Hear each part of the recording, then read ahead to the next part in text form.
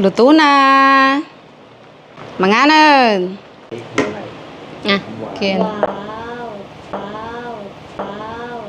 Hello ka-umami! Another gulay day at inabraw Ilocano po yung ating lulutuin.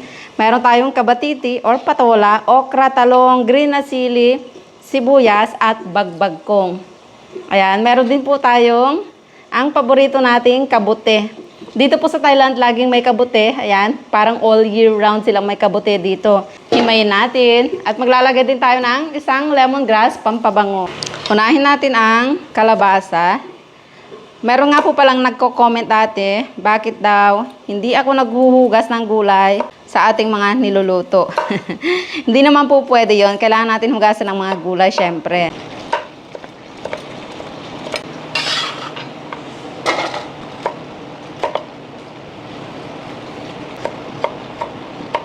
Ganyan yung hiwa dahil ayaw nating ma-overcook yung ating kabatiti o patola.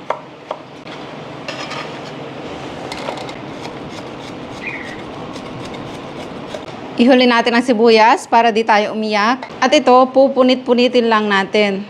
Sa atin po ba, marami pa rin ganitong mga mushroom sa palengke. So, okay na yung ating mga gulay, yung talong na lang. At ito po yung ating bagbagkong. Nahugasan na rin at nahimay. Papakulo tayo ng tubig at lalagyan ng baboy na galing sa kahon. Kamatis at lemongrass, sibuyas, at konting dried hipon. Kumukulo na, kaya ilagay ang kalabasa.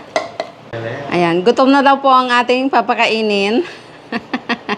Ang bango, mushroom. Lagyan na natin ang mga gulay. Gusto ko yung mga gulay dito ay medyo half cook lang. Medyo na nga half cook pa. Lagyan na po natin ng bagoong. Bagoong po ng Thailand ito. Yung ginagamit namin sa mga salad. Hindi siya ganun kaalat. At para daw po pala, hindi mangitim ang mga gulay, huwag daw nating tatakpan. Hayaan lang natin ganyan.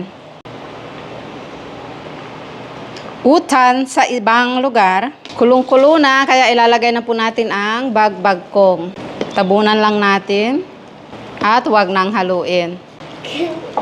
Sวยไหม เดี๋ยวเราจะปั้นผลไม้ แม่ซื้อมาตั้งนานแล้วตั้งแต่ตลาดโค้งโค้ง เหล้าบ๊วยปั่น เหล้าบ๊วยปั่น เหล้าบ๊วยปั่น โอริโอแช่มาหลายเดือนแล้ว ปั่นใส่น้ำพริกอะไร Ah, Ken. ว้าว Kaunti lang ang ating kanin dahil magpapapak tayo ng ร้องอะไรดีบ้าง utan. ชิมหรือยัง พี่บัวกินผักเยอะๆนะ